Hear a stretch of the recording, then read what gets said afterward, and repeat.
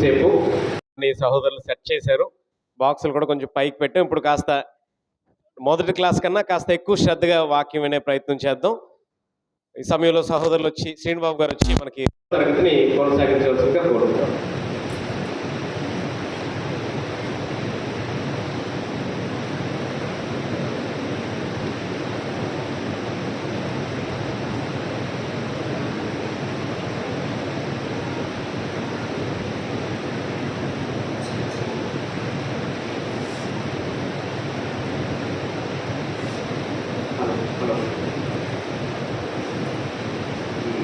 Second సెషన్లో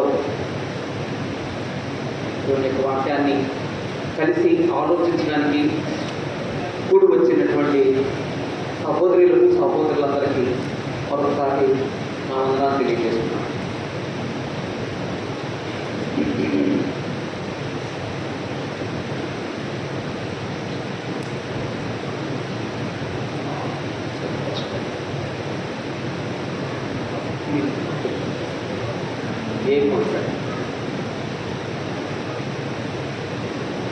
ఏమిచ్చితే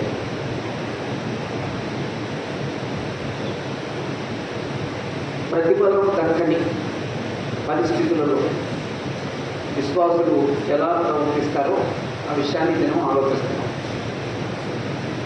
ఇంచుమించు సమాజంలో కానీ సంఘంలో కానీ అలాగే మన అనుదిన కుటుంబ జీవితాల్లో కానీ ఈ పరిస్థితులన్నీ మనం ఎదుర్కొన్నాం. అలాంటి పరిస్థితుల్లో మనం ఎగ్జామినేషన్ చేసుకుంటే మనం విశ్వాసంగా ప్రవర్తిస్తున్నామా అవిశ్వాసంగానే బ్రతుకుతున్నామా అనేది మనకు తెలుసు. ఇది తెలుసుకుంటూ మనం ఎందుకు చేస్తున్నామంటే ఎవరు తప్పు చేసుకోవడానికి కాదు, లేదంటే మరొకరిని తప్పు చేసి చూడటానికి కాదు. అసలు మనం బ్రతుకు ఇలా కాదు, కొంచెం మెరుగుగా బ్రతుకుతాం అని ప్రోత్సహించబడటానికి అంతేనే. కాబట్టి అలా మెరుగుగా బ్రతకడానికి కలిసి అయితే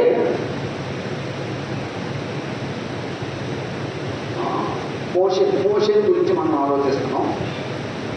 రెండో విషయం,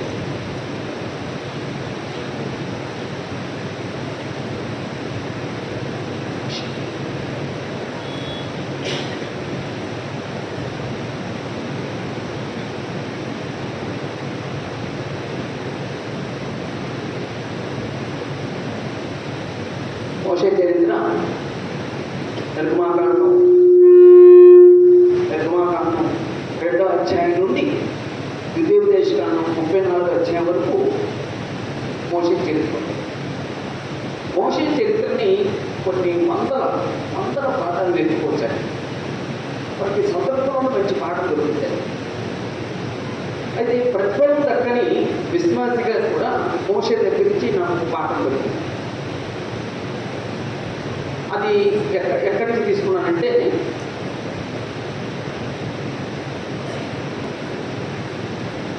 సంఖ్యాకాండం 20వ అధ్యాయం 1-13 వచనాల నుంచి,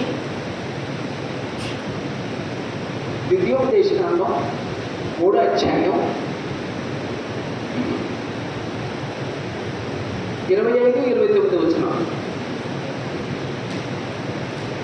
ఈ 2 చోట్ల తీసుకున్నాను. నాకు 8 పాయింట్లు రాశాను.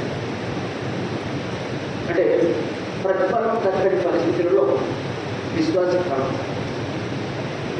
అందులో మొదటి సంగతి ఏంటంటే, మోషే ఇశ్రాయేలుకు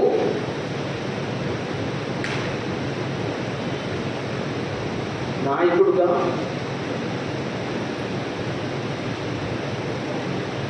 ప్రవక్తగా పేరుగాంచినవాడు, అంటే పేరు పొందినవాడు.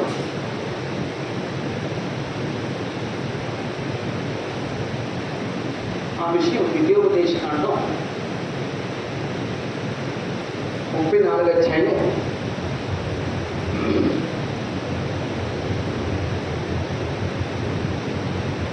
10 12 వచనాల్లో ఉంటుంది. అంటే 34 అధ్యాయంలో మోషే మరణం ఉంటుంది. ఆ తర్వాత మోషేని గురించి మంచి పదం వాడతారు. మోషేని గురించి వాడినటువంటి విషయం ఏంటంటే గ్రంథం ద్వితీయోపదేశకాండం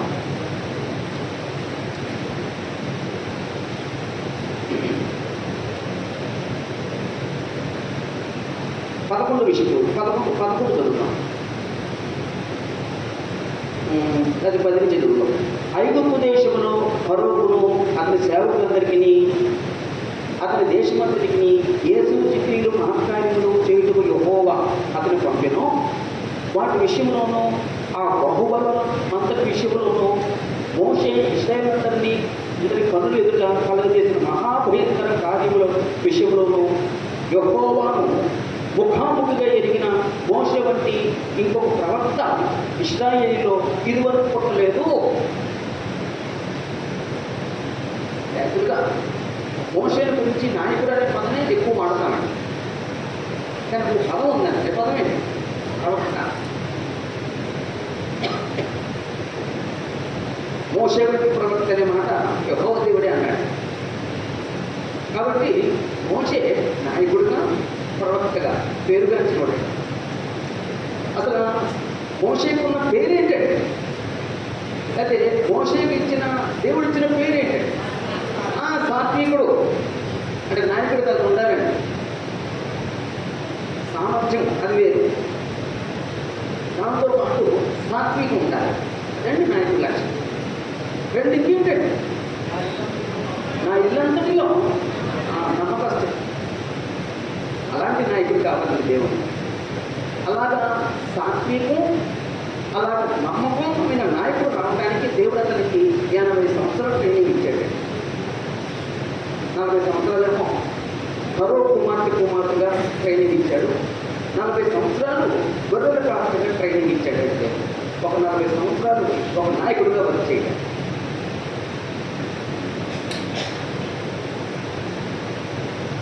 నాయకుడిగా ఎక్కడ పక్షపాత వృత్తి ప్రవర్తించలేదు, ఎక్కడ వివక్షత చూపించలేదు. పక్షపాత వృత్తి లేదు, వివక్షత లేదు. అందరినీ దాదాపు 40 లక్షల మంది అందరినీ ఒకే విధంగా నడిపించగలిగారు. అలాంటి నాయకులు కావాలంటే ప్రవక్త అంటే దేవుని ప్రతినిధిగా పనిచేశాడండి. అంటే దేవుని మాటల్ని మోషే ప్రజలకు వినిపించాడండి. అందుకే ప్రవక్త అన్నాడు. 40 సంవత్సరాలు అంటే ఒకటక్క చెప్పిన మాట ఏంటంటే, అదే గ్రంథంలో చివరి మాట, చివరికి ఎవరు రాసుకుంటారో తెలియదు. కొంతమంది యెహోషువ అని ఉంటారండి. అంటే బాగా మోషే గురించి తెలిసిన వ్యక్తి రాశాడండి. ఎందుకంటే అప్పుడు మోషే చనిపోయాడు. మరి మోషే గురించి ఎవరు రాస్తున్నారు? మోషే రాయుడు, అప్పుడు చనిపోయాడు. ఇంకెవరో రాస్తున్నారు మాట్లాడారు. అప్పుడు మోషే గురించి చెప్పిన మాట ఏంటంటే, గొప్ప నాయకుడు, అలాంటి వ్యక్తి ఇక పుట్టలేదు అన్నాడు. అంత మంచి పేరు సంపాదించాడు. ఇలాంటి మోషే జీవితంలో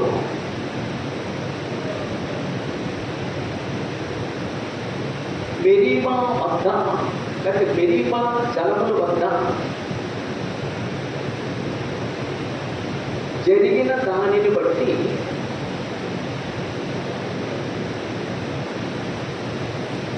ధనము చేరకపోయేను.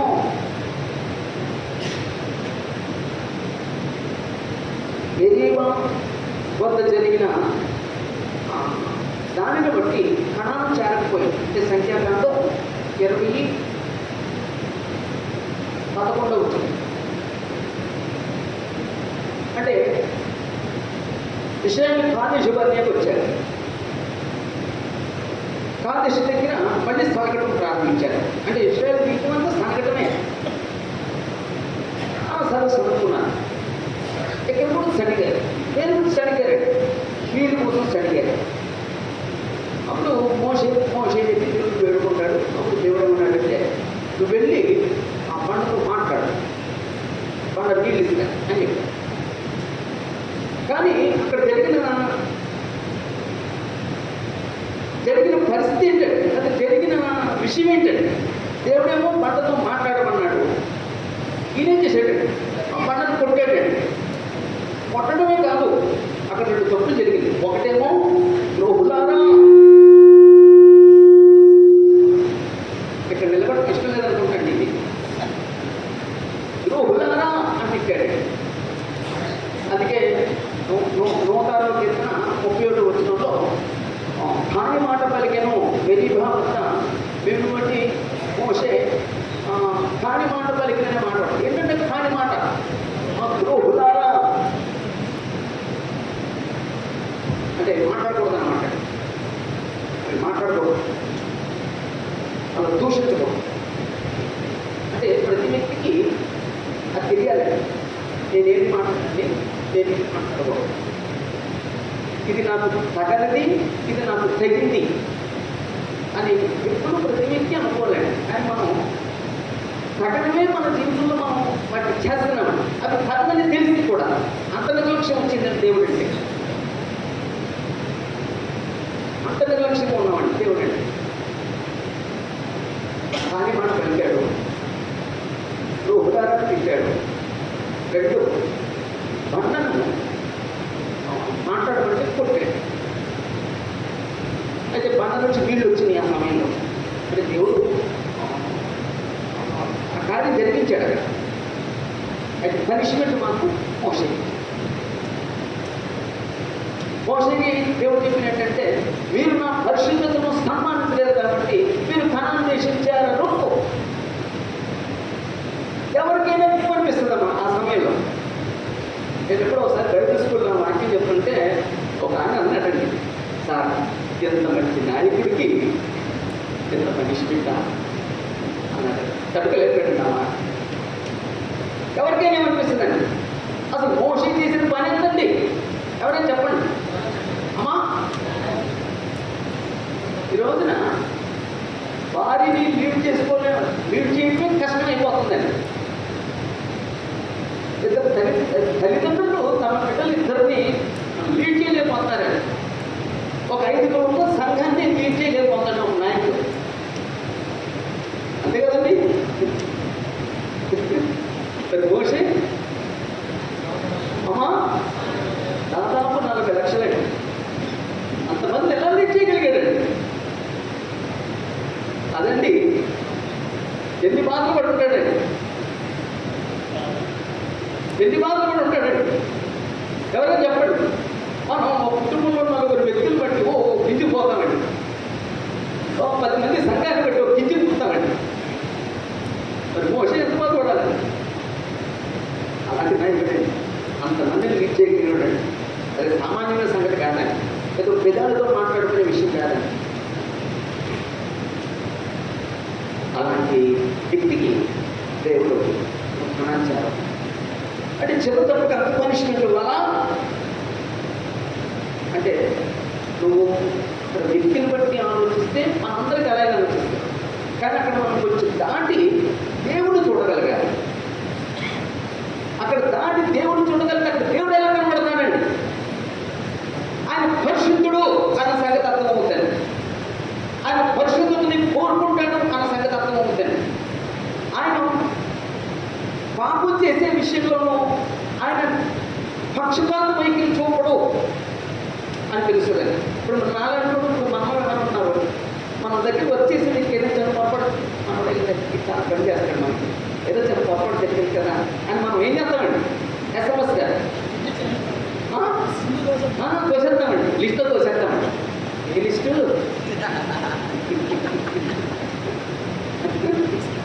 మీ భాష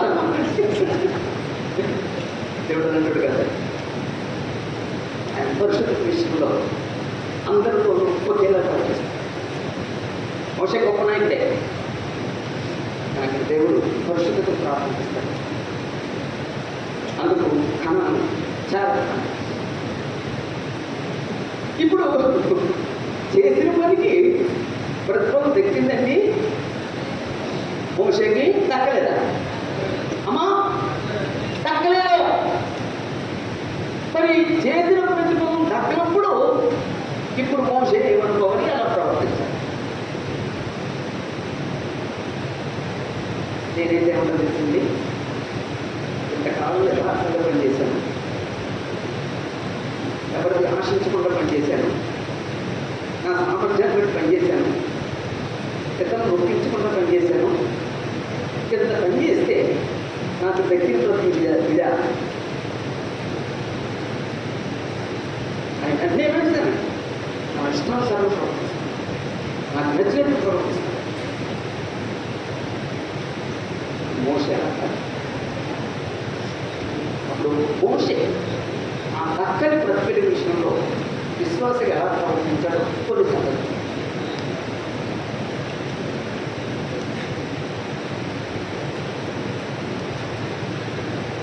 ప్రజలను, కార్యములను,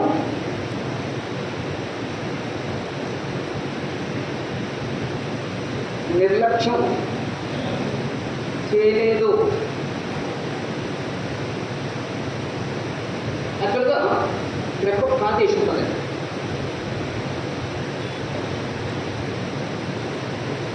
వీళ్ళు ఐగుప్తు నుంచి వచ్చి ఎర్ర సముద్రం దాటి చైనా దగ్గరికి వచ్చి ఇక్కడి నుంచి కాదేశం వచ్చారు. ఇప్పుడు వీళ్ళు ఖానా వెళ్ళాలండి.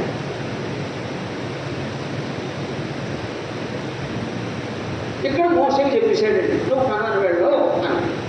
ఇప్పుడు మోస ఏం చేయాలండి అంటే అది వదిలిపెట్టేయాలండి. వదిలిపెట్టాడండి. ఈ బాధ్యత ఎక్కడ దొరకండి, అర్థం దొరికాడు బాధ్యత. ఎక్కడ ప్రజలు నిర్లక్ష్యం చేయలేదు. ఈ కాదేశం నుంచి ఎదోము దాటి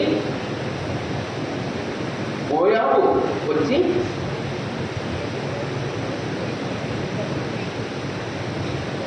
ఎక్కడ వరకు నడిపించాడు. ఎక్కడ ప్రజలు నిర్లక్ష్యం చేయలేదు, ఎక్కడ ఆయన చేయవలసిన కార్యాలు ఉన్నాయి. అంటే కాదేశం నుండి మోయాబు వరకు చాలా కార్యాలు జరిగాయి. ఆ కార్యాలన్నీ ఇక్కడ ఎవరున్నారు? మోసే ఉన్నాడండి. ఆ ప్రజలు లీడ్ చేసిన విషయంలో ఉన్నారు, మోసే ఉన్నాడండి. నాలుగు ఏం చేస్తాడండి, మీరు కదా కానానికి వెళ్ళేది, నాకు ఎలాగో కానాలు లేదు కదా, నేను అప్పుడు ఎలా ఉన్నాను ఇప్పుడు ఎలా ఉన్నాను, నేను నాకు కానాలు ఉండదు కాబట్టి నేను ఎలాగుంటే ఏంటి అని ఆ నాయకత్వం లేదని లోపం చేయించాడు. ఆ నాయకత్వాన్ని నిర్లక్ష్యం చేయించాడు, ఆ ప్రజలను నిర్లక్ష్యం చేయించాడు. అని చేయలేదు. ప్రతిఫలం దక్కలేదండి. దేవుడి కార్యాలని నిర్లక్ష్యం చేయలేదు. ఈరోజు ప్రతి మనిషి మనుషులతో పోల్చుకొని దేవుడి పని నిర్లక్ష్యం చేస్తాడు. మనుషులతో పోల్చుకొని ఆత్మీయ జీవితాన్ని నిర్లక్ష్యం చేస్తాడు. మనుషులతో పోల్చుకొని క్రైస్తవ జీవితాన్ని నిర్లక్ష్యం చేస్తాడు. మోసే ఎవరిని పోల్చుకున్నాడు? ఎవరిని పోల్చుకునేదాన్ని? దేవుడు తనకు అప్పగించిన పరిచర్యని, దేవుడు తనకు అప్పగించినటువంటి ప్రజల్ని, దేవుడు తనకు అప్పగించినటువంటి పనిని, కార్యాలని నిర్లక్ష్యం చేయకుండా చేస్తాడు. అదండి విశ్వాసం కాదు.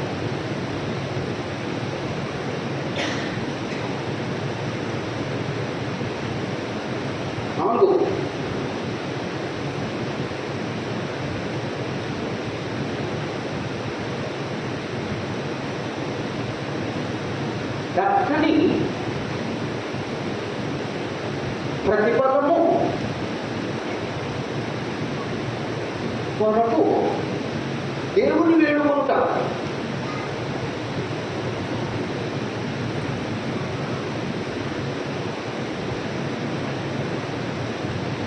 విద్యోపదేశకాండం 3:26 ఆ పదం ఉంది.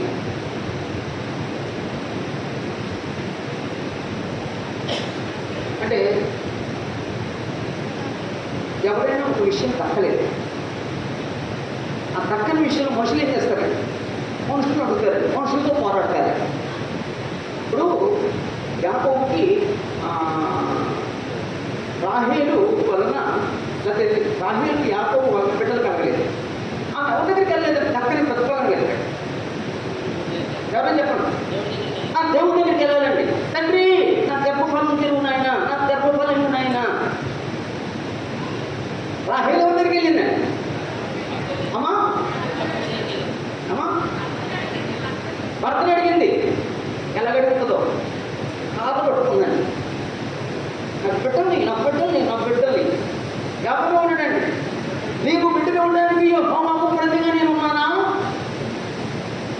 బిడ్డలు ఇచ్చేది నేను కాదు, యెహోవా దేవుడు ఇవ్వాలి. ఆయన వేడుకో, ఆయన మహిమాలు, ఆయన పూజాడు.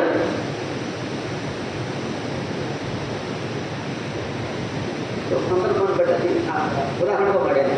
ఇలా దగ్గర మన మనసుతో పోరాడతామండి. విశ్వాసం ఏం చేస్తాడు?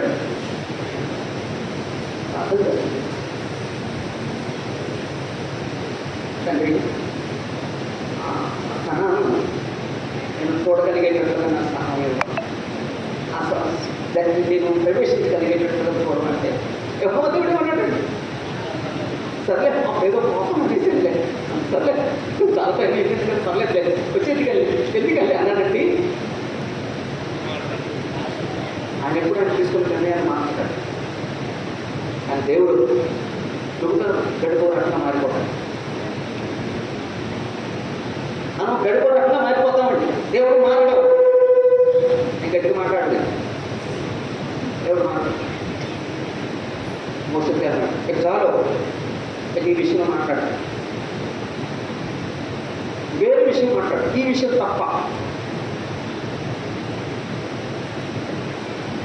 ఇక్కడ ఆ దక్కని ప్రతిఫలం వరకు ఒక విశ్వాసం ఏం చేస్తాడో మోసం చెప్తున్నాడు. దేవుడు వేడుకుంటాడు, దేవుడు పెట్టుకుంటాడు. ఆమె అది దేవుడు ఎరగని వ్యక్తి ఆ దక్కని వాటిని బట్టి ఆ మనుషులతో పోరాడు.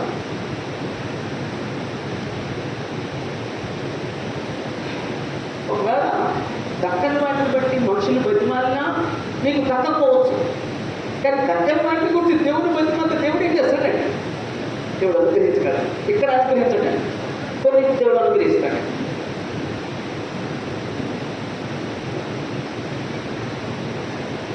ఐదు,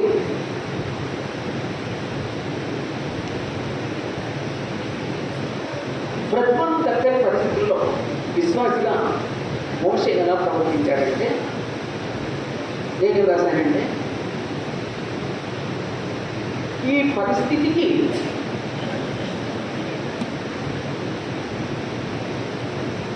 మీరే బాధ్యులని హింసించలేదు, లేక ప్రజలను హింసించలేదు.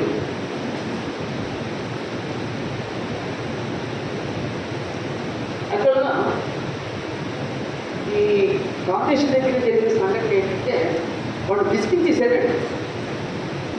అందుకే 160 పెట్టుకుంటూ మెరిగా అంతా జలంతా ఆయనకు పాపం పుట్టించేది. అందుకే ఆయన ప్రభులారా అది కాని మాట పలికింది అనే మాట వాడాడు. ఎందుకంటే ఆ పరిస్థితికి కారణం ఎవరండి? మోషే అలా ప్రవర్తించడానికి కారణం ఎవరండి? ఇశ్రాయేలు. అందుకే ఆ పదం వాడాలి, మిమ్మును బట్టి యెహోవా నా మీద కోపపడి, మిమ్మును బట్టి యెహోవా నా మీద కోపపడి. అక్కడ కనాన్ దేశం అంటే కనాన్ దేశం పోవడానికి కారణం ప్రజలదైనా తప్పులు చేశారండి. అమ్మా, కారణం ప్రజలదే, కారణం లేదు, తప్పులు చేశారంటున్నానండి. మోసం చేశాడండి. మనం పొరపాటు చేయడానికి, తొందరపడటానికి ఇతరులు కారణం అవుతారు, కానీ తప్పు చేయకూడదు.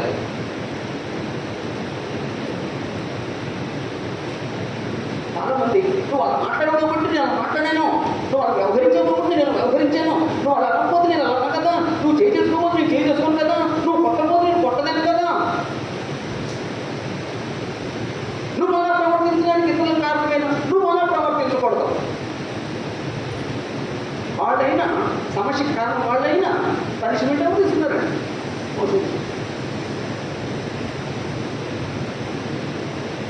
ఒకరిని బట్టి మనం తప్పు చేసి జీవాన్ని పోగొట్టుకున్నామా?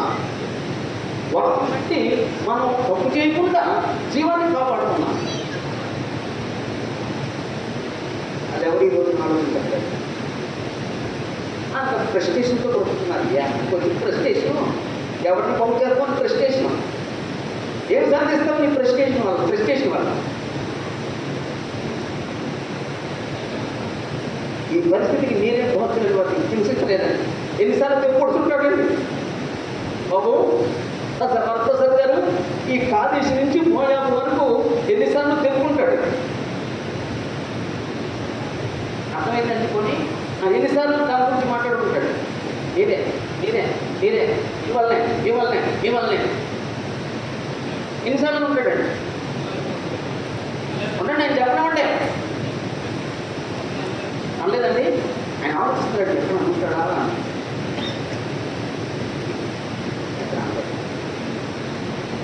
ఒకవేళ అలాగే మీరే ఒక జర్నీ ఒకవేళ అలా వ్యవహరించుంటే వీళ్ళు లీడ్ చేయడండి, వాళ్ళ చేత తప్పులు చేయించడానికి ట్రై చేస్తారండి.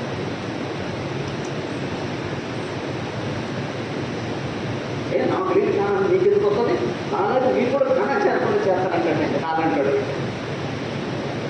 చేసేటండి. అదండి నిశ్శబ్దం. ఎవరో నువ్వు మారిపోకూడదు. ఆ సమయంలో నువ్వు అర్థం చేయకుండా వస్తాడు. మోసగా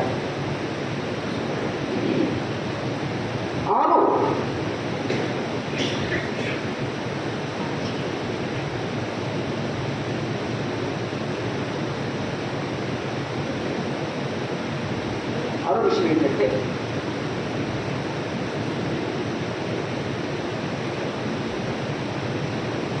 దేవుడి మీద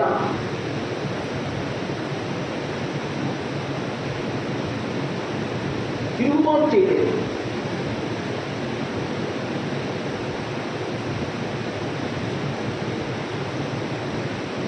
ఇప్పుడు దేవుడు నీకు స్థానాన్ని ఏమన్నాడు. దేవుడు నీకు స్థానాన్ని మోషేకి ఇవ్వనప్పుడు మోషే అప్పుడు మెంటల్ కండిషన్ ఎలా ఉండాలి. నేను ఇంత కష్టపడ్డాను, నీవు నా చేత నా చేత చేయించే ప్రతి కార్యాన్ని దగ్గర ఉండి నా శక్తిలో లేకుండా నేను చేశాను. ఆఖరికి ఏదో నేను చిన్న పొరపాటు చేస్తే ఈ పొరపాటు నువ్వు ఎదుర్కొంటారా, ఈ పొరపాటును బట్టి నాకు ధనాన్ని స్వతంత్రం చేయకుండా ఉండాలా, కాలు పెట్టుకోకుండా ఉండాలా అని మనిషి ఏం చేస్తాడండి. దేవుడి నుంచి రిపోర్ట్ చేస్తాడు, దేవుడి మీద అడుగుతాడండి. ఈ మధ్యన ఎక్కువగా నేను వెళ్తుంది వస్తుంది అంటే దేవుడి మీద అడిగేవాళ్ళు ఎక్కువ ఉన్నారు. లేరమ్మా, ఒకవేళ మన ఉత్తరాంధ్ర ఎక్కడ ఉంటారో దేవుడి మీద అడిగేవాళ్ళు. మా ఏలూరు జిల్లాలో మాకు ఎక్కువ ఉన్నారు. రండి చూపిస్తాను. ఛార్జీలు మీయే చూడండి. నేను ఓహో ఫ్రీ బస్సు, ఛార్జీలు కూడా వస్తున్నాడు. వచ్చేచ్చండి భలే జ్ఞాపకం చేశారు. ఫ్రీ వస్తారు. ఈ రోజున దేవుడి మీద అడిగేవాళ్ళు ఎక్కువ ఉన్నారు. ఏదో సమస్య వచ్చింది, ఆ సమస్యను బట్టి కొందరు దేవుడి సన్నిధినే మానుకున్నామని నేను చూశాను. అప్పుడు ఆ తల్లిని అడిగాను, అమ్మా మీ అబ్బాయి ఎందుకు రాలేదమ్మా చర్చికంటే, అంటే నేను దేవుడి దగ్గర వస్తున్నాను కానీ నా జీవితం ఉన్నదా ఏంటి, అందుకని దేవుడి దగ్గర రాలేకపోతున్నాడండి. అప్పుడు నేను మాట్లాడాను, ఒకవేళ ఆయన జీవితంలో జరిగిన సమస్యకి దేవుడు బాధ్యుడా, వాళ్ళిద్దరు బాధ్యుడా? మీరే చెప్పండి. ఏదైనా ఒక వ్యక్తి కుటుంబ జీవితంలో కానీ సమూహంలో కానీ ఏదైనా సమస్య వస్తే అది వాళ్ళదా దేవుడిదా? వాళ్ళదండి. అప్పుడు వాళ్ళన్నప్పుడు వీళ్ళు ఎవరు కూడు పెడుతున్నారండి? నాకు దేవుడు కూడు పెడుతున్నారండి. ఒక ఒక ఒక కుటుంబంలో అత్తగారు కోడలు ఉన్నారండి. వాళ్ళిద్దరికి మనసు పడతలండి. వాళ్ళు ఒకటే చర్చి మెంబర్స్ అండి, ఒక స్థానిక చర్చి మెంబర్స్. అప్పుడు వీళ్ళిద్దరు సమస్యను బట్టి అక్కడ ఉన్న ప్రీచులు ఏం చేస్తాడండి, ఇద్దరికి సమాధానం వస్తారు. అమ్మాయి చెప్పాల్సిన అమ్మాయి చెప్తాడు, పెద్దమ్మ చెప్పాలి పెద్దమ్మ చెప్తాడు. ఇప్పుడు అందులో ఒక ఆమె ఏమనుకుందంటే, నాకు నచ్చినట్టు నేను చెప్పలేదు, నా కోడకు నచ్చినట్టుగా చెప్పాడు, చర్చి కాదు మానేసింది. చర్చి కాదు మానేసింది. అంటే వీళ్ళు ఏం చేస్తారంటే వ్యక్తిగత జీవితాలని దేవుడికి పుడిపెట్టి దేవుడికి దూరం అయిపోతున్నారు. అది తప్పు. సమస్య ఎవరిది? నీది. సమస్య ఎవరిది? నీ కుటుంబాన్ని. సెట్ చేసుకోవాల్సింది ఎవరు? నువ్వు సెట్ చేసుకోవాలి. సమాధాన పడవలసింది ఎవరు? నువ్వు సమాధాన పడాలి. దేవుడు ఏం చేస్తాడు? దేవుడు నాశనం చేసుకోమన్నాడా? దేవుడు నష్టపోమన్నాడా? దేవుడు సమాధానంగా బ్రతకద్దన్నాడా? వాళ్ళు ఒక గొప్ప సంగతి ఏంటంటే కలిసే ఉంటారండి. కలిసి ఒకే ఇంట్లో ఉంటారండి. రెండు పొయ్యిలు కలిసే ఉంటారండి. కలిసి ఒక ఇంట్లో ఉంటారు కానీ కలిసి దేవుని దగ్గర రారంటారు. కాబట్టి ఇక్కడ మనకు అర్థమైంది ఏంటంటే ఏ మనిషి ఎప్పుడు దేవుని దగ్గర కూడా చేయకూడదు. నీ జీవితంలో నష్టం జరిగినా సరే మరి నా జీవితం ఎందుకు జరిగింది అని ప్రశ్న వేసుకుంటే అది నువ్వు బాగా ప్రార్థన చేసి నువ్వు గ్రహిస్తే నీకు అర్థం. దేవుడికి తెలుసు. దేవుడికి తెలుసు అంతే తప్ప దేవుడి మీద తిరిగిపోటు చేయకూడదు. దేవుడి మీద తిరిగిపోటు చేయకూడదు. ఆ దక్కని ప్రతిఫలాన్ని బట్టి దేవుడి మీద తిరిగిపోటు చేయకూడదు. దేవుడి మీద తిరిగిపోటు చేస్తే ఎవరికి నష్టం అండి? మనకి నష్టం. ఏ వ్యక్తి అయితే తిరుగుబాటు చేస్తున్నాడో ఆ వ్యక్తికి నష్టం. కొన్నిసార్లు మన నష్టం జరగలేదు, మన హృదయాన్ని కృష్ణ చేసుకుంటాం. ఎవరికి నష్టం అండి? నీకు నష్టం. కాబట్టి విశ్వాసం ఎప్పుడు కూడా ఆ చక్కని ప్రతిఫలాన్ని బట్టి దేవుడికి తిరుగుబాటు చేయలేదు. ఇక మోషే తిరుగుబాటు చేశాడండి. అసలు దేవుడు ప్రశ్నించాడండి. ప్రార్థన చేశాడు, ప్రశ్నించాడు. ఎవరు మాట్లాడారు? ప్రార్థన చేశాడంటే ఒకసారి బైబిల్ రికార్డ్ అయితే ఒకసారి ఉంది. మన తర్వాత ప్రార్థన చేసి ఉంటాడో నాకు తెలియదు.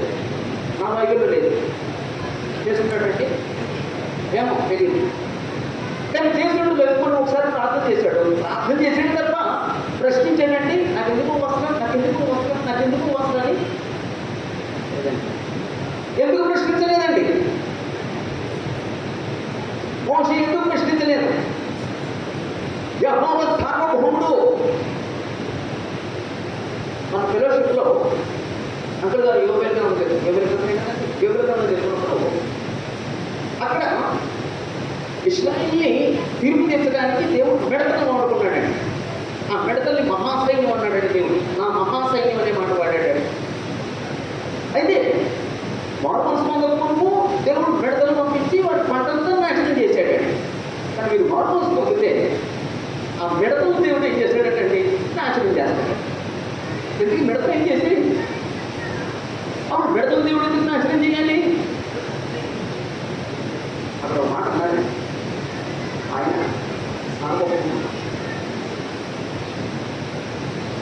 మన జీవితంలో ఏది జరిగినా సరే ఆయన అనుమతించాడు. ఆయన సాధకం ఇది ఎందుకు చేశాము అని ఆయన ప్రశ్నించకూడదు. రూపింపబడింది రూపించిన మనతో నన్ను ఎందుకు తీసేమని ప్రశ్నిస్తుందా? అంటే దేవుడికి వాడికి అలాంటి సంబంధం మాత్రమే ఉండాలి. అది విశ్వాసం చేసే లక్ష్యం. అవిశ్వాస లక్ష్యం ప్రశ్నిస్తారు. ఏంటి ప్రార్థన చేస్తున్నారుగా, మీకు ఎందుకు ఇలా జరిగింది? మీరు చర్చకి వెళ్తున్నారు కదా, మీకు ఎందుకు ఇలా జరిగింది? మీరు అందులో ప్రార్థన చేస్తారు కదా, మీకెందుకు ఈ శ్రమలు వచ్చి అన్నప్పుడు మన విశ్వాసం ఏమవుతుందండి? ఏదో కొంచెం గాడి తప్పుతుంది. అలాంటి సమయంలో కూడా, అలాంటి బలహీనపరిచే సమయంలో కూడా, అలాంటి మనల్ని తక్కువ చేసే సమయంలో కూడా విశ్వాసి మౌనం ఉంటాడు. అంతే తప్ప దేవుడిని ప్రశ్నించడం, దేవుడిని తిరుగుబాటు చేయడం, ప్రార్థన చేయించడం. ప్రార్థన చేయించు ఎంతకాలమైనా ప్రార్థన దేవుడిని ప్రశ్నించుకోవడం. ఇది విశ్వాసం. మోసేదాన్ని కనబడుతున్నామా? దేవుడిని తిరుగుబాటు చేశాడా? ప్రతి ఒక్కరు ప్రశ్నించడం, అందరినీ ప్రశ్నించడమే. ఆఖరికి దేవుడు కూడా ప్రశ్నించడమే. దేవుడు ఎందుకు ప్రశ్నిస్తున్నాడంటే మనిషి ఎప్పుడైనా ఒక వ్యక్తి దేవుడిని ఎందుకు ప్రశ్నిస్తున్నాడు? నేను మాట అన్నానండి, అతను లేదా ప్రశ్నించే వ్యక్తి దేవుడి కంటే అతీతుడు అనుకుంటున్నాడు అన్నమాట. మనం దేవుడి కంటే అతీతుడు అంటే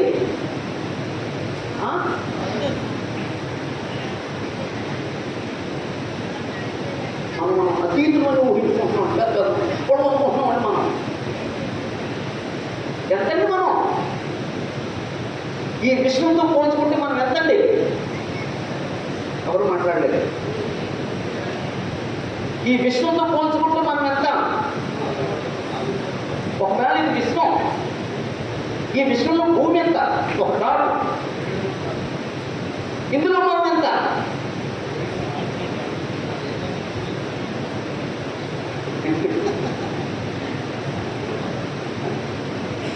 దాన్ని మనం ఊహించలేము, దాన్ని మధ్యించలేము. ఎంత అంటే ఏదో అది కూడా కాదు, ఇస్రాయేల్ కూడా కాదు.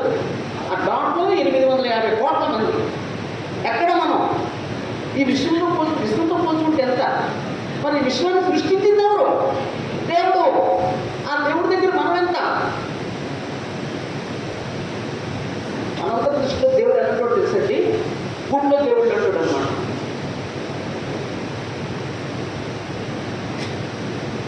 గుడిలో బొమ్మలు ఉంటాయి కదండి, అదండి మన దృష్టిలో దేవుడు అండి. అందుకే మనం దేవుడి కంటే అతీతులో ఉన్నట్లు ఫీల్ అయిపోతాం. మనం అక్కర్లేదు.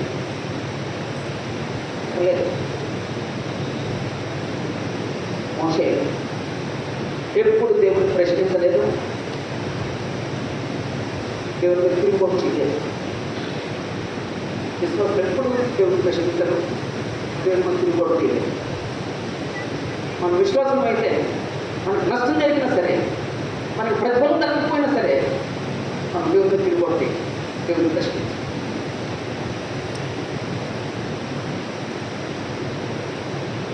ఏడు,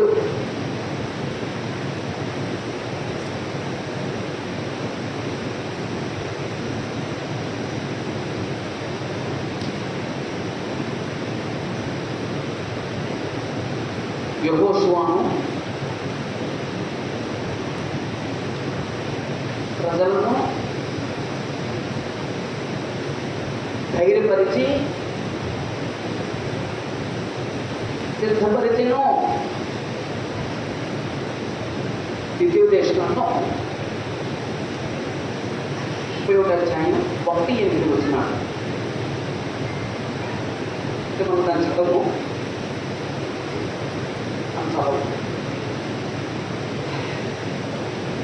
ఇప్పుడు ఇశ్రాయేలీలు ఐగుప్తు నుంచి మోయాబు వరకు నాయకుడు ఎవరండి? మోషే. ఆ తర్వాత నాయకుడు ఎవరండి? యెహోషువ. ఇప్పుడు యెహోషువ ప్రజల్ని ఈ ఖానానికి నడిపించాలి.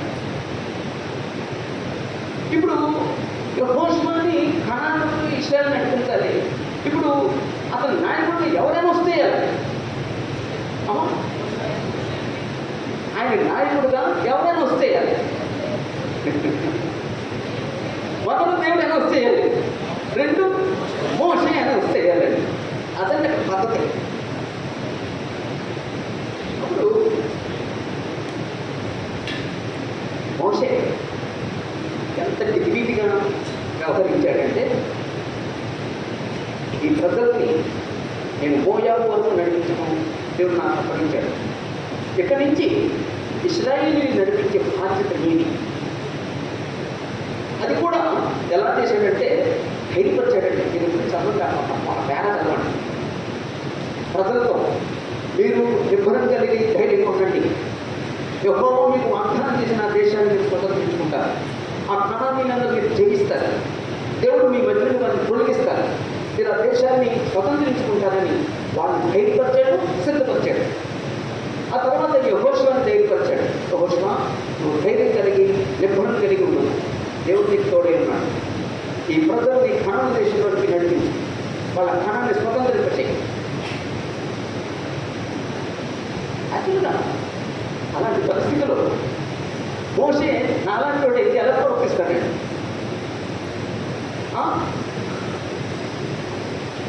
ఎలా నడిపిస్తాడు? మోషే ఏమంటాడు? ప్రజల్ని నేనైతే ఉంటాను, మరి ఇప్పుడు వరకు నేను ఉన్నాను కాబట్టి నీ మంచి నేను చేయగలిగాను, మరి నేను ఉండను. ఆ తర్వాత మీకు గర్పిస్తున్నది మీ పరిస్థితి నాకు అయితే నేను ఉన్నంతకాలం వాళ్ళు అయిపోయింది.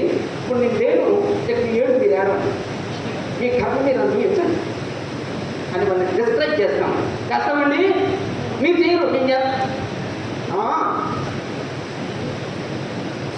ఎక్సర్సైజ్ చేశాడండి.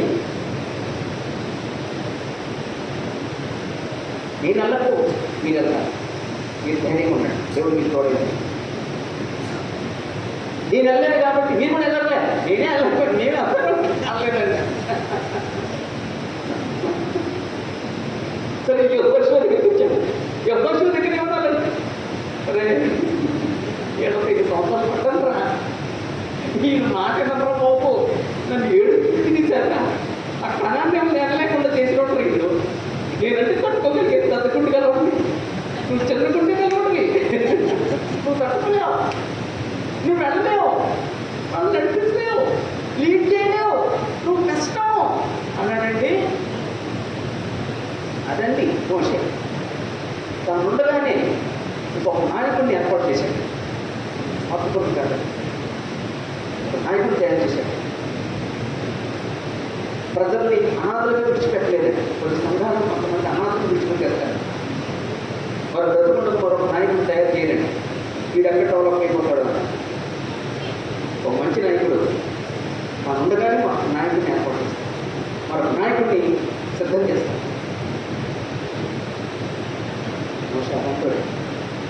నేను కారణం వెళ్ళకపోవచ్చు, నేను వాళ్ళని కనాన దేశాన్ని నడిపించకపోవచ్చు, కానీ నువ్వు నడిపించాలి, నువ్వు నడిపిస్తావు, ఎందుకంటే నువ్వు ధైర్యం ఉండవు, దేవుడికి తోడై ఉన్నాడు. అలా మంచి మాట చోట వాళ్ళందరినీ ఎంకరేజ్ చేశారు. అదండి మోషే. ప్రతిఫలం చక్కని పరిస్థితుల్లో విశ్వాసిగా మోషే ఎలా ప్రవర్తించాడో ఇక్కడ మనం చూసాం. యెహోషువను ప్రజల్ని ధైర్యపరిచి సత్తుపరిచి. అయితే ఇంకా 3 పాయింట్లు రాయకుంటూ చిన్న ప్రశ్న. ఇప్పుడు ప్రతిఫలం దక్కలేదు మోషే అన్న సంగతి ఇశ్రాయేలు ప్రజలకు తెలుసా తెలీదా? ఒక్కరు మాట్లాడారు. తెలుసండి, తెలుసు. ప్రతిఫలము దక్కలేదన్నా, మోషేకి దక్కలేదన్నా తెలిసిన ప్రజలు ఎన్నిసార్లు దాన్ని పూసెట్టుకుని ఉంటారు, ఎన్నిసార్లు దాని గురించి మాట్లాడుకుంటూ ఉంటారు. అమ్మా నేనేమనుకుంటానంటే, ఇప్పుడు మోషేకి ప్రతిఫలం దక్కలేదు, ఒకవేళ ప్రజలు దాన్ని నోటీస్ చేస్తే, వాళ్ళు మనసులోకి తీసుకుంటే ఆయన నాయకత్వాన్ని ఏం చేస్తారు? ఏమయ్యా నువ్వే అనుకోలేదు కదా, మమ్మల్ని ఎందుకు నడిపిస్తాం, మమ్మల్ని నడిపించటము అంటారు. కానీ ఆ నాయకత్వం స్వీకరించారా లేదా? అంటే దాని గురించి వాళ్ళు నెగటివ్గా వాడుంటారు, ఆలోచించుంటారా, పాజిటివ్గా ఆలోచించుంటారు. దాని గురించి మాట్లాడలేదు. ఈరోజు మనం ఏం చేస్తామండి, ఎవరు ఏదో జరిగింది ఎందుకు ఉసిరెట్టుకుంటామండి, ఎంతమందితో ఉసిరెట్టుకుంటామండి. అంటే నీ కుటుంబంలో జరగదా, నీ కుటుంబంలో లేవు అలాంటి పరిస్థితులు? ఒప్పండది మనం ఏదో అతీతులు ఉన్నట్టు, మనం ఏది జరగనట్టు, మన సూపర్ ఉన్నట్టు వాళ్ళు ఎక్కువ మాట్లాడతాం. ఒకవేళ సమయంలో మాట్లాడుకుంటే ఇలాంటి కష్టం వచ్చింది, ఇలాంటి పరిస్థితి వచ్చింది, ఇలాంటి పరిస్థితి నుంచి మనం విడిపించడానికి ప్రార్థన చేయాలి. అంతేకాక ఇంకోటి చెవు కొట్టే ఎత్తాం, ఆ చెవు బాగానే ఉండదు, నువ్వు పులి ఎక్కించదు కూడా.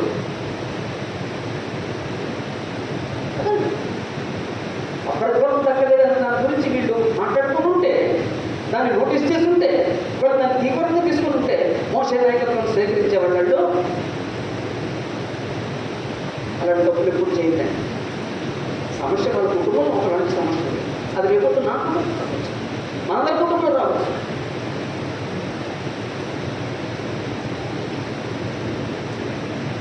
రెండు, యెహోషువ ఉన్నాడు. యెహోషువ తెలుసండి మోషే ప్రతిఫలం దక్కలేదనుకుంటే, అప్పుడు యెహోషువ ఎలా ట్రీట్ చేస్తుంటాడండి మోషేని?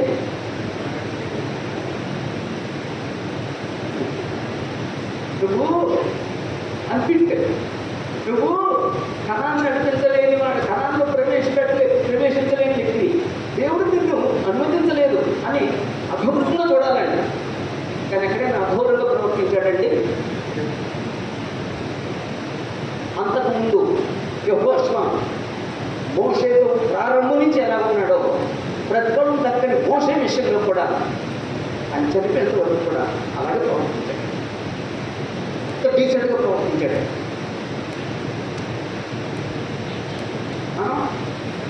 ఒక వ్యక్తులు ఏదో లోపం కనబడితే చాలండి, దాన్ని అక్కడ కావాలని జరిగితే దాన్ని అలికి ఎలికి ఎలికి ఎలికి అదృపేపర్ ఒక రూపాయలు చేసి చూపిస్తాము. ఆయన ప్రశాంతంగా ఉంటాడండి. SMS గారు నేను వచ్చి ఎంత ప్రశాంతంగా ఉన్నాడండి అని నేను వెళ్ళి ఈ సంగతి తెలిసే నీకు ఏంటనయా ఈ సంగతి అన్నయా, అయ్యో ఆ సంగతే అలాగన్నయ్యా ఏంటన్నయ్యా అని అక్కడ కావాలన్నాన్ని రూపాయన్నర 2 రూపాయలు చేసి చూపిస్తాను. ఆయన ఏమంటాడండి, ఆయన గురించి నాకు తెలుసు, నువ్వు దయచేసి మాట్లాడు అంటుంది. అలాగన్నయ్యా అది జరిగిందా, నేను అనుకున్నాను మొదటి నుంచే అని ఆయన అంటాడు. అంటే ఆయన మీరు కాదు, మేము ఉదాహరణ తీసుకున్నాను. ఆ పక్క ఆయన అంటే ఫీల్ అవుతుంది. అలాగే అమ్మ లెక్కలాగా ఒక సీరియస్గా చూస్తున్నారు. మీరు సీరియస్గా చూసి నన్ను ఏం చేస్తారు, 3 వరకే మీరు మళ్ళీ మీకు గొప్పం ఏ కారులో వచ్చారో కూడా తెలియదు. అంత డీసెంట్గా ప్రవర్తించండి. మనం అందరం డీసెంట్ ఈరోజు క్రమశిక్షణ ఏంటి అన్నాను, ఇంగితి జ్ఞానం లేదు అన్నాను. అందుకే మాట్లాడుతుంటే అలాంటి మాత్రం మాట్లాడలేదు. ప్రతిఫలం దక్కలేదన్న మోషే పట్ల వాళ్ళు అలాగే గౌరవించారు నాయకత్వాన్ని. ప్రతిఫలం దక్కలేదన్న మోషేని చూసి ఆ తర్వాత నాయకుడైన యెహోషువ కూడా అలాగే గౌరవించాడు. అంటే వాళ్ళు ఎలా గౌరవించారంటే సమస్య మోషేని దేవుడి ఆనందం చూసుకుంటారు. మా సంబంధం దాని గురించి మేము మాట్లాడకూడదు. ఒకళ్ళు మాట్లాడుకుంటే మేము ప్రార్థన చేయాలి. ఎక్కువ మంది అతిగా మాట్లాడుతున్నారు, ఎక్కువ మాట్లాడుతున్నారు. ఒక్కటే అది మార్చుకున్నాం, కొంచెం బెటర్మెంట్ 8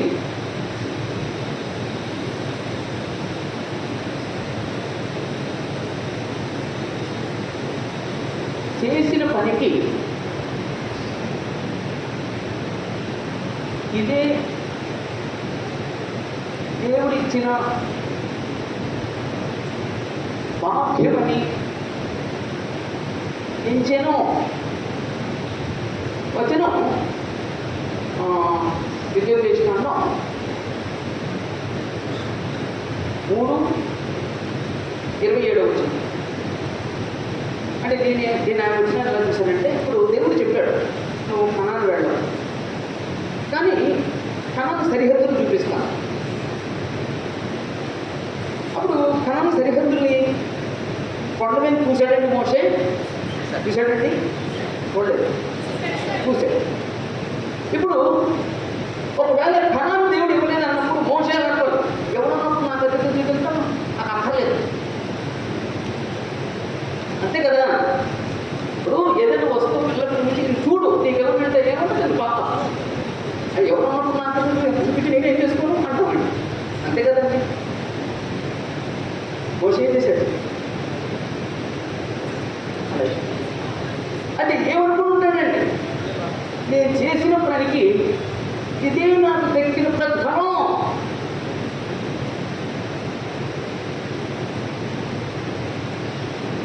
నేను ఈసారి ఈ సందర్భం చెప్పినప్పుడు అమ్మ జోస్నా సిస్టర్ గారు ఏం చెప్పలేదు, MSc నీకు తెలియదు, నాకు అది చదివింది. అంటే గవర్నమెంట్ హాస్పిటల్ ఏదో కొంచెం హై పోస్ట్ కావాల్సి కలిగి పోస్ట్ అని ఆ విషయం విన్నాక నా దగ్గరికి వచ్చి, బ్రదర్ గారు నేను ఇప్పటి వరకు నేను MScలో ఇది చేశాను, నా క్యాడర్ ఇది, నా క్యాడర్ని బట్టి నా పోస్ట్ అని ఉండాలి, కానీ ఇబ్బంది ఏంటి అనుకున్నాను. ఈ విషయం ఏంటంటే ఇదే దేవుడు నాకు ఇచ్చిన భాగ్యమని నేను సంతోషిస్తున్నాను అన్నాడు. స్తోత్రం అనుకున్నాను దేవుని.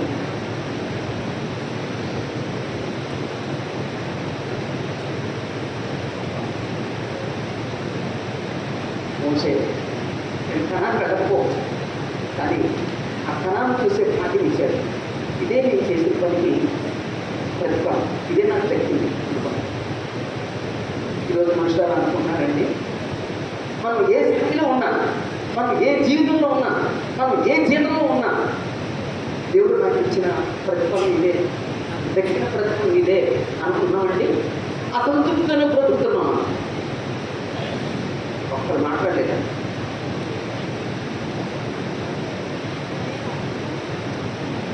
అసంతృప్తితో బ్రతుకుతున్నాం.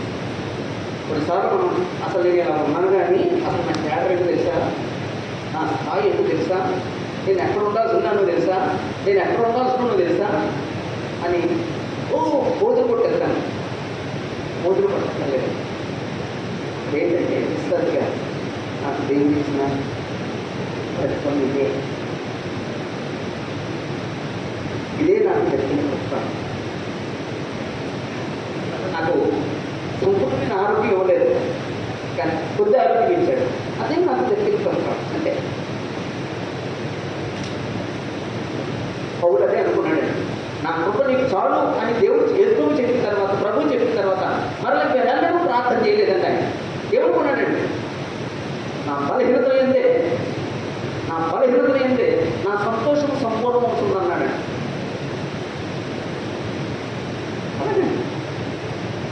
అలా ప్రతి ఒక్కరు కొనగలిగితే కొన్ని సమస్యలకు పరిష్కారం దొరుకుతాయి. అలా అనుకోకపోబట్టే కుటుంబంలో కానీ సంఘంలో కానీ, అంటే ఎవరైనా సంఘంలో ఒక పెద్ద వ్యక్తికి ప్రజలు అసలు మీరేమనుకోకుండా ఆ కుర్చీకు ఆటలో పెట్టండి అంటే నేనేమనుకుంటానండి కిరణ్ గారే నన్ను వచ్చి ప్రజలు కాస్త కుర్చీ కొంచెం కొత్త క్రమంలో పెట్టానంటే అసలు ఈ నెంబరు నా క్యాడర్ ఏంటి, నన్ను కుర్చీ పని అప్పగిస్తారా అనుకుంటానా, నొచ్చుకుంటానా, దేవుడు నాకు ఇచ్చిన భాగ్యం అనుకుంటాను. నేను మా చిన్నతనంలో మతశాఖకి వెళ్ళానండి. అంటే మా బావగారు తీసుకెళ్ళారు. అలాగే పెద్ద హాల్ అండి, బాగా విజయవాడ పెద్ద గొప్పండి. ఆ పెద్ద హాల్లో ఎవరు తుడుస్తున్నాడు. అప్పుడు మా మామగారు పిలిచి చాలా ఏదో ఆయన ఎవరో తెలుసా, మున్సిపల్ కమిషనరు ఆ విజయవాడ నగరమంతా క్లీన్ చేస్తాడండి. దీని మొత్తం మందిరాలు క్లీన్ చేస్తాడు. దాన్ని వాళ్ళు ఇలా అనుకున్నారండి.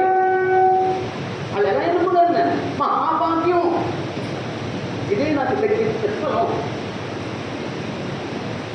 ఈరోజున అలాంటి మనస్తత్వాలు తగ్గిపోయి చర్చలో కూడా అసలు మనం అలా ఆలోచించట్లేదు. మనం విగ్రహం అనుకుంటున్నాం. అందుకే రోజున చర్చ జిటర్స్ లాగా ఉన్నామంటాం, అతిథుల్లో బతుకున్నాం.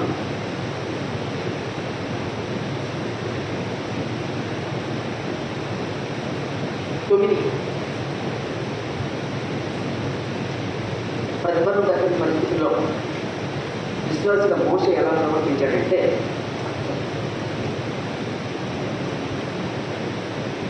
తన వ్యక్తిత్వమును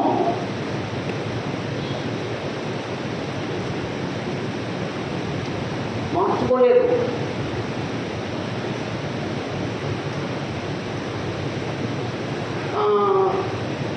ప్రతిఫలం దక్కని పరిస్థితులకు ముందు మోషే వ్యక్తిత్వం ఎలాంటిదే,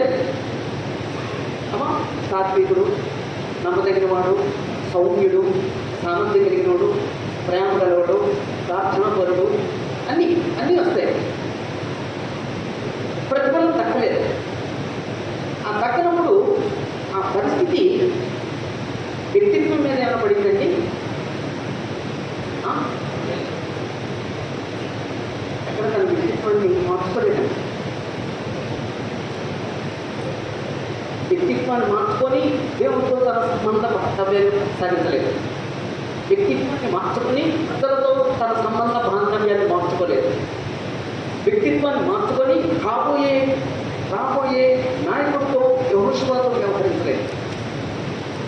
అదండి విశ్వాసి ఎలాంటి పరిస్థితుల్లోనూ తన వ్యక్తిత్వాన్ని మార్చుకోలేదు.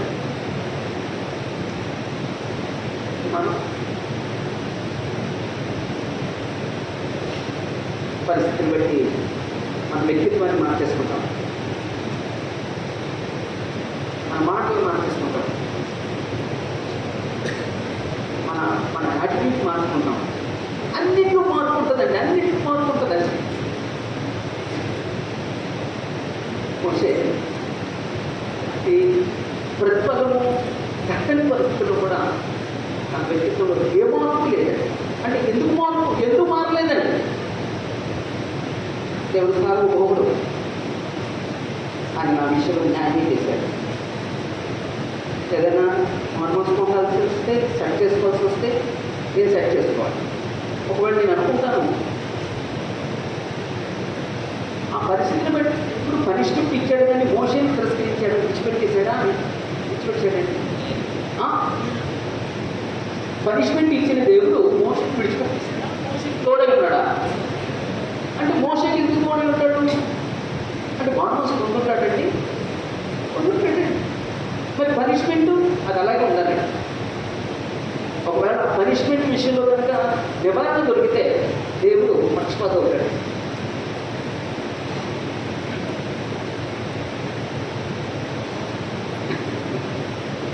దేవుడి లెక్క, దేవుడి యొక్క మనసును మనం లెక్కించలేమండి. మనకు దేవుడు ఎంత తెలుసండి? దేవుడు ఎంత తెలియదు.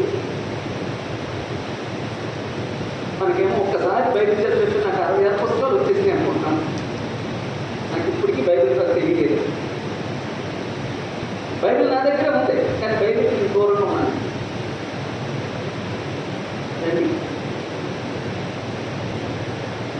అంటే అధ్యక్షుడు గారు చాలా సీరియస్గా వస్తున్నట్టు టైం అయిపోతున్నట్టు ఒకరు లేదండి.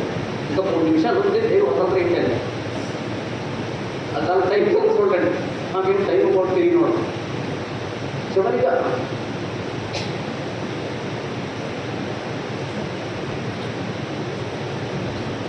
సదాలని విశ్వాసం కలవాలి.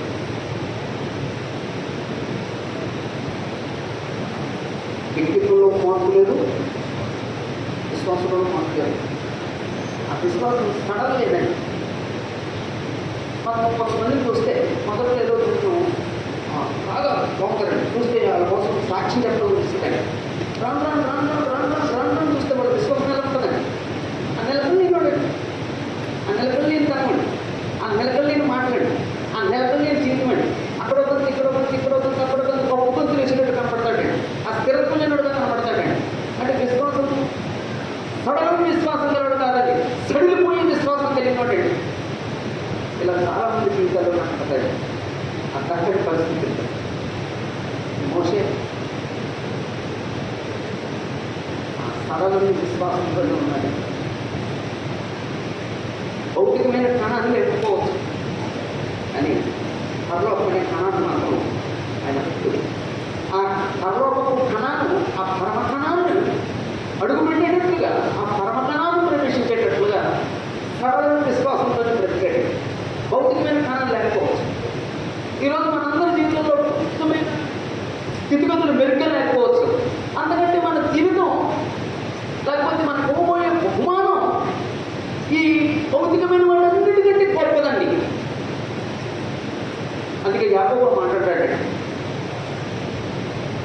ఈ లోకంలో దరిద్రులు లేని వాళ్ళు విశ్వాస విషయంలో భాగ్యవంతులు. ఏ విషయంలో మనం భాగ్యవంతులు? నీ భౌతికమైన క్యారెక్టర్ కాదు, నీకు ఆశీర్వాదం కాదు, భాగ్యం. నీ ఆస్తి కాదు, నీ డబ్బు కాదు, నీ భౌతికమైన స్థితి అంటే ఏది కాదు. నీ విశ్వాసమే నీవు భాగ్యవంతుడు. నీ విశ్వాసంలో నువ్వు భాగ్యవంతురాలు అవ్వాలి.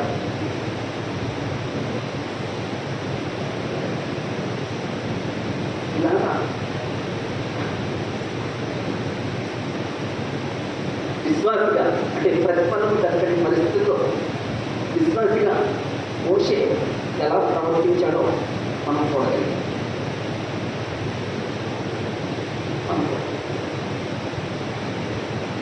ఇప్పుడు మన దగ్గరికి వస్తే ఒకవేళ మోషేని మనం మాదిరిగా తీసుకుంటే ప్రతిఫలము దక్కని పరిస్థితిలో మనలో ప్రవర్తిస్తుంది. ఇది మనల్ని డామినేట్ చేస్తున్నాయా? ఈ దక్కని పరిస్థితిలో జయించలేకపోవడానికి కారణం ఏంటంటే జయించినది నీ విశ్వాసమే. అది నువ్వు జయించలేకపోతున్నావంటే, లేదా నేను జయించలేకపోతున్నానంటే, లేదా మనం జయించలేకపోతున్నామంటే మన విశ్వాసం లేదో సమస్య. అందుకే క్రైస్తవ జీవితంలో విశ్వాసం ఒక పునాదిని, ఆ పునాది అని మనం కట్టబడితే అప్పుడు ఎలాంటి పరిస్థితిలోనైనా ఆ చక్కని పరిస్థితిని బట్టి అవి మనం షేక్ చేయకూడదు. అందుకే విశ్వాసాన్ని డెవలప్ చేసుకోవాలి, విశ్వాసాన్ని మెరుగుపరుచుకోవాలి. విశ్వాసానికి సోర్స్ ఏంటంటే అమ్మా వినటం వల్లనే ఏది వినాలండి? దేవుని యొక్క వాక్యం. అంటే నీ విశ్వాసానికి సోర్స్ వాక్యం. నీ విశ్వాసాన్ని వీటన్నిటిని అధిగమించే స్థాయికి వెళ్ళగలిగేటట్లుగా నీకు వాక్యం అందాలండి. ఒక వ్యక్తి అలా ప్రవర్తిస్తున్నాడంటే, ఇలా ప్రవర్తిస్తున్నాడు అంటే, అలా ప్రవర్తిస్తున్నాడంటే వాళ్ళ విశ్వాస స్థాయిని బట్టి ప్రవర్తిస్తున్నాడు. అప్పుడు నా విశ్వాస స్థాయి ఎంత? నేను ఏ స్థాయిలో ఉన్నాను? అతను విశ్వాసంలో ప్రవేశించాడు. నేను బాప్తిజం పొందినప్పుడు విశ్వాసంలో ప్రవేశించాను. ఇప్పుడు బాప్తిజం పొంది 8 సంవత్సరాలు, ఒక 10 సంవత్సరాల, ఒక 5 సంవత్సరాల, ఒక 20 సంవత్సరాల, ఒక 30 సంవత్సరాల, నా విశ్వాస స్థాయి ఎంత? అప్పుడు నా విశ్వాస స్థాయి ఎలా తెలుస్తుంది? ఇలా ప్రవర్తించాను. అందుకే దేవుడు కూడా ఇలాంటి పరిస్థితులు మన జీవితంలో అనుభవిస్తాడు. ఎందుకో తెలుసండి? నీ విశ్వాస స్థాయి ఇదిరా శ్రీను.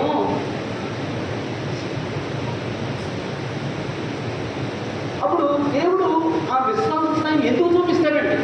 నన్ను నొప్పించడానిక, నన్ను తప్పు చేయడానిక, నన్ను అవమానించడానిక నాకు నా విశ్వాస స్థాయిని చూపించి ఇంకా మెరుగుగా బ్రతికేటట్లుగా విశ్వాసాన్ని పెంచుకునేటట్లుగా చూపిస్తాడు. అంత మెరుగుగా బ్రతకడానికి దేవుడు ఆశీర్వాదాలను ఇచ్చాడు. అందుకే మనం వాడతాం, దేవాన్ని దివ్యవాక్యము ఇవిగా మాకు అనుకరించాడు. దేవుని యొక్క వాక్యం మనకి ఇవి ఆశీర్వాదం. ఏంటి ఆశీర్వాదం అంటే మన విశ్వాసాన్ని పెంచుకోవాలి. కాబట్టి కర్తని ప్రతిఫల విషయంలో, ప్రతిఫలం కట్టని పరిస్థితుల్లో మన జీవితాల్లో చాలా ఉన్నాయి. కానీ మన సమస్య ఏంటంటే వాటిని అధిగమించలేదు. ఆ సమయంలో కూడా మనం ఇలా బ్రతకాలి, ఇలా బ్రతకగలం అని ఒక విశ్వాసి జీవితాన్ని మనం గమనిస్తాం. అప్పుడు మనం అలాగే చక్కని పరిస్థితుల్లో మన విశ్వాసంలో పడుతుంది. దేవుడు ఆనందించే కుమారుడు, దేవుడు సంతోషించే బిడ్డలకు మాదిరిగా పడుతుంది. అలాగా దేవుడు మనందరం విశ్వాసంలో బ్రతకగలిగేటట్టు, విశ్వాసాన్ని పెంచుకునేటట్టు, ఇలాంటి పరిస్థితుల్లో కూడా మనం మెరుగ్గా బ్రతకగలిగేటట్టు దేవుడు మనం దీవించాలని, మనం బలపరచాలని, మనం నేర్పించాలని, మనం ప్రేమించాలని దేవుడిని కోరుకుంటున్నాం. తర్వాత ఈ కార్యక్రమం ఏర్పాటు చేసిన పెందుర్తిలో ఉన్న స్థానిక సంఘాన్ని అభినందిస్తున్నాను. ఒకసారి నిలబడతారండి, ఒకసారి నిలబడట్టు పెందుర్తిలో ఉన్న కుటుంబంలో ప్రశాంతి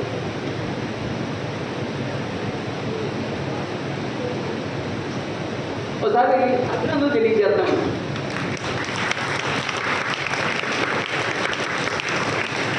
ఇలాంటి గొప్ప కార్యక్రమాలు పెడతారండి భవిష్యత్తులో.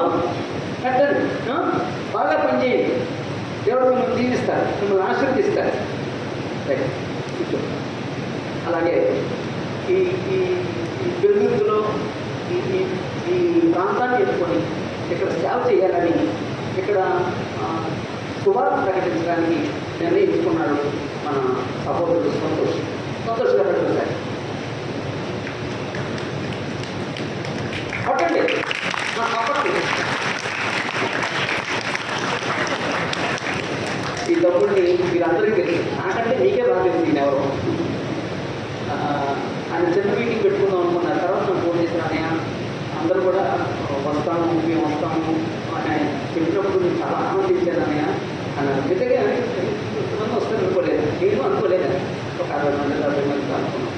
కానీ దేవుడు మీరందరూ ఈ సహోదరుని ప్రేమించారు. అలాగే భవిష్యత్తులో కూడా బాగా వచ్చేసేటట్టుగా ఈ పెద్దుర్తి ప్రాంతంలో బలమైన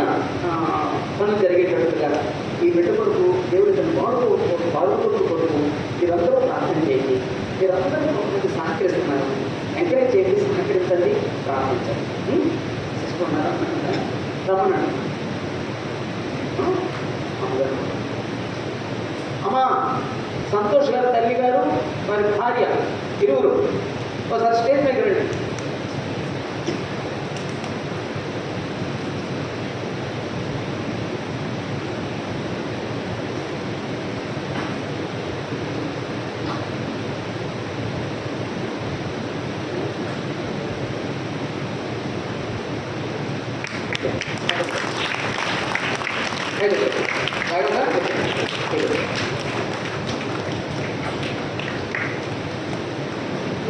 అమ్మ వందనాలు.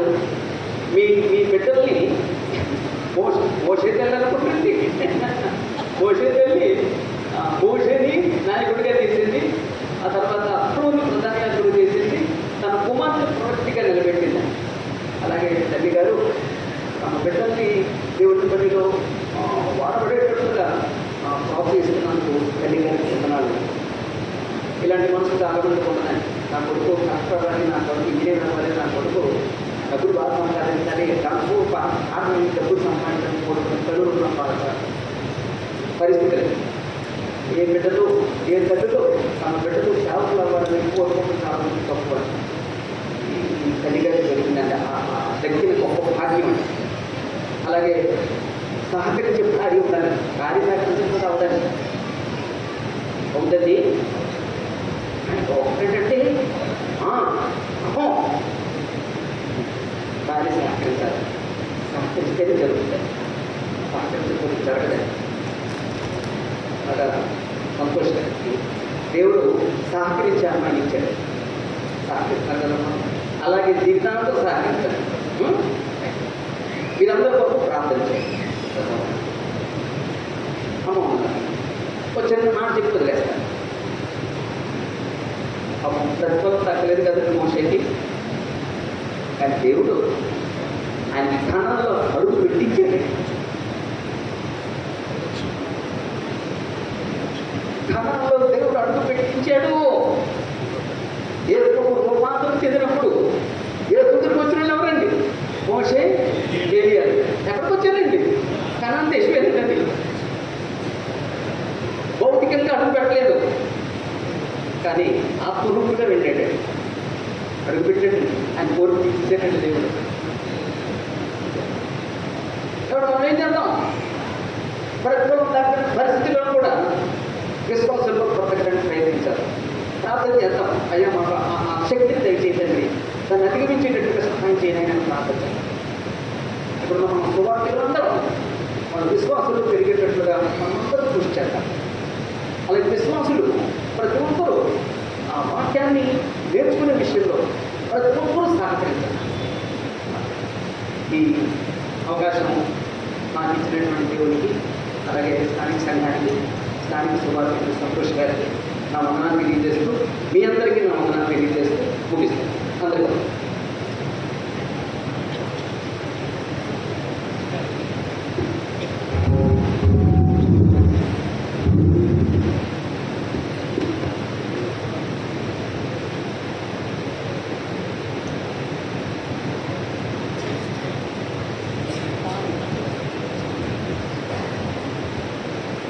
ఈ 2 సెషన్స్లో మనందరికీ అర్థమయ్యేలాగా ప్రతిఫలం దక్కని పరిస్థితుల్లో విశ్వాసి ప్రవర్తన ఎలా ఉంటుందని చాలా ప్రాక్టికల్ విషయాలు జోడిస్తూ 2 సెషన్స్లో అందరికీ చక్కని రీతిలో సులభంగా అర్థమయ్యే రీతిలో వాక్యం ఇచ్చిన శ్రీనివాస్ అన్నయ్య గారికి ప్రత్యేకంగా వందనాలు తెలియజేస్తున్నానండి.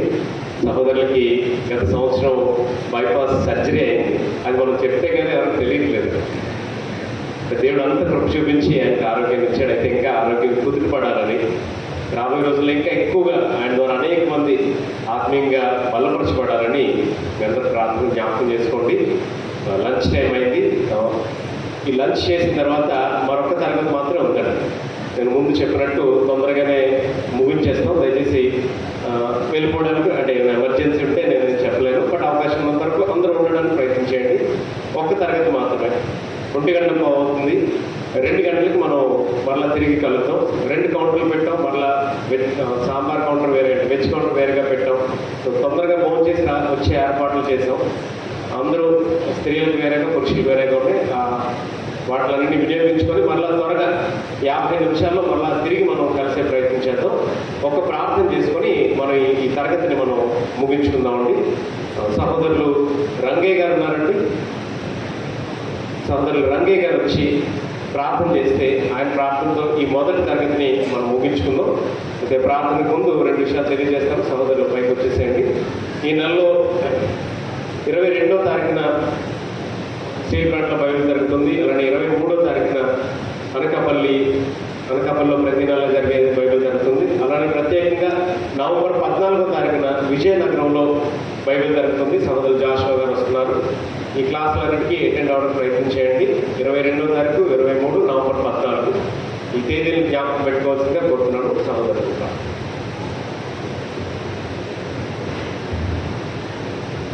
అందరూ లేచి నిలబడతాం. ఇంతవరకు కూర్చున్నాం కదా,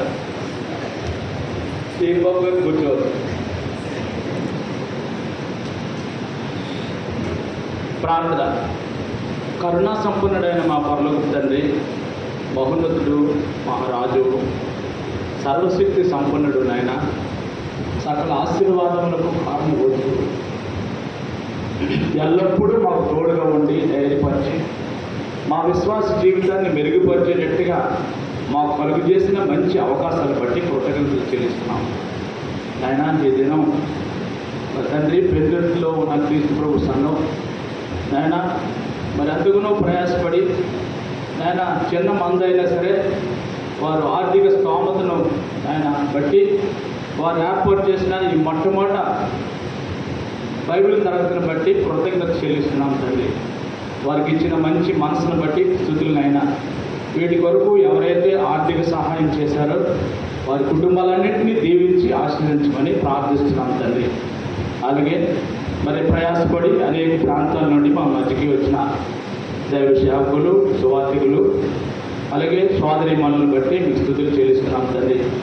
అలాగే బహు దూరం నుండి మా మధ్యకి సోదరులు నైనా శ్రీనిబాబుని మా మధ్యకి తోడుకుని వచ్చినందుకు కృతజ్ఞతలు తండ్రి. ఆయనకి ఇచ్చిన ఆరోగ్యాన్ని బట్టి, ఆయుస్సును బట్టి, దేవ మరి జ్ఞానాన్ని బట్టి, ఆయన ఇచ్చిన బలాన్ని బట్టి మీకు కృతజ్ఞతా స్తోత్రాలు చెల్లిస్తున్నాం తండ్రి. వారిని వారి కుటుంబాన్ని దీవించండి ఆయన. వారు చేస్తున్న పరిచర్యని దీవించమని ప్రార్థిస్తున్నాం తండ్రి. అనేకుల్ని ప్రోత్సహిస్తున్నారు. అనేక ప్రాంతాల్లో నీ మాటలు తెలియజేస్తున్నందుకు నీ కృతజ్ఞతలు చెల్లిస్తున్నాం తండ్రి. దేవ ఇంకను మంచి ఆరోగ్యంతో, దేవ చక్కని వాగ్దానంతో, ఆయన సరైన సమయస్ఫూర్తితో నీ లేఖనాలు చెప్పేటట్టుగా ఇంకను ఆశీర్వదించమని ప్రార్థిస్తున్నాం తండ్రి.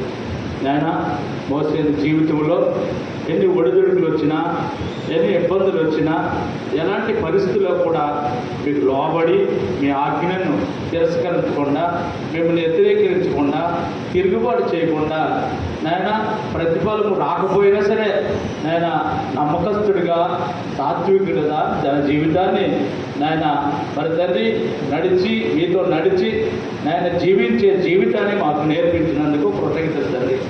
నాయన మోసే జీవితంలో అనేక సంగతులు ఆయన ఇంకా నేర్చుకోవాల్సి ఉన్నాను కనుక తండ్రి, అలాగా మేము ఎల్లప్పుడూ నాయన విశ్వాసంలో మెరుగైన స్థాయిలో పెరిగేటట్టుగా మమ్మల్ని ప్రోత్సహించినందుకు నేను కృతజ్ఞత చెల్లిస్తున్నాను తండ్రి.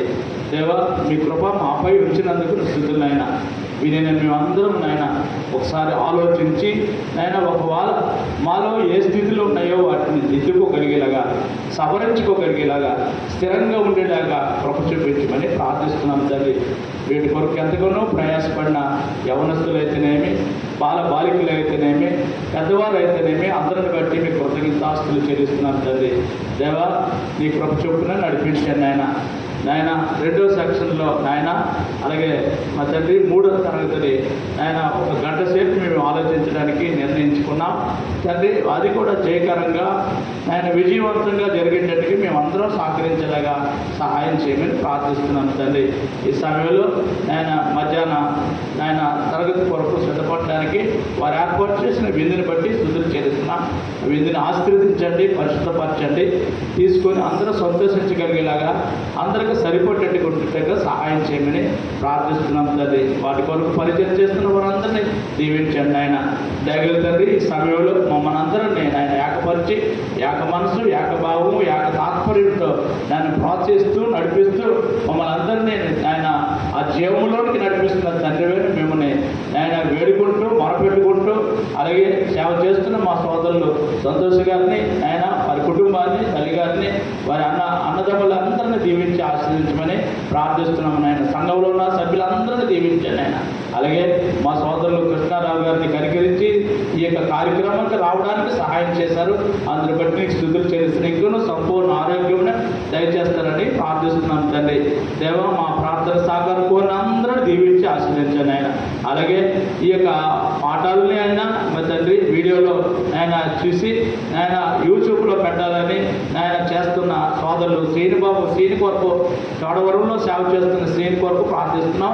సహాయం చేయండి తండ్రి. ఇంకా ఎవరైతే వినలేదో వీడియో ద్వారా వినగలిగేలాగా సహాయం చేయమని ప్రార్థిస్తున్నాం తండ్రి. ఆ ఛానల్ ఆయన అనేకులకు నేర్పిస్తూ ఉన్నారు తండ్రి. అందుని బట్టి స్తుతులు చెల్లిస్తున్నాం దయగల తండ్రి. మరొకసారి మేము కలుసుకొని మీ అందు ఆనందించి సంతోషించే భాగ్యం దయచేయమని ఈ ప్రార్థన వనంలో మార్పుకు మరణించి తిరిగి లేచిన మీ కుమారుడు మా రక్షకుడు యేసుక్రీస్తు నామమున అడిగి వేడుకుంటున్నాను తండ్రి. ఆమేన్. అందరికీ వందనాలు. అందరికీ వందనాలండి. మనం భోజనానికి వెళ్దాం. దయచేసి ప్లేట్లు ఎక్కడ పడితే అక్కడ పడేయవద్దు.